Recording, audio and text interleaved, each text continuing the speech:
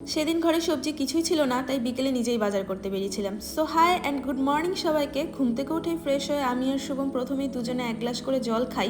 তো ওকে জল দিয়ে আমার ডিউটি থাকে বাসি বাসন মাজা। মোটামুটি রাতেই সবটা সেরে রাখার চেষ্টা করি, মাঝে মধ্যে ইচ্ছে না হলে সকালে উঠেই করি। বাড়িতে এসেছি একদিন হয়েছে, তার মধ্যে বাজারে যাওয়া সম্ভব হয়নি, তাই ঘরে ম্যাগি ছিল, সেটাই ব্রেকফাস্টে করে নিলাম। তারপরে আমার মেডিসিন খেতে খেতে ওদিকে আমার ম্যাগিটাও হয়ে যাওয়াতে শুভমকে দিয়ে দিলাম, মুখে অফিস বেরিয়ে গেল। দেন আমি খেয়ে এক বালতি জামা কাপড় ভিজিয়েছিলাম, সেটা কেচে মেলে দিয়ে এলাম। তারপর ফুল ছাড়াই পুজো দিলাম। আজকে বিকেলে বাজার থেকে আনবো। ভাত খেতে আর সেদিন ইচ্ছে করছিল না বলে দুপুরে চানাচুর মুড়ি খেয়েছিলাম। তারপর রেডি হয়ে চললাম বাজারে। এবার বাড়ি থেকে আসার সময় দুটো শাড়ি এনেছি সাথে করে। আলমারিতে পড়েই ছিল, মাঝে মধ্যে টুকটুক করে পরে বেরোনো যাবে।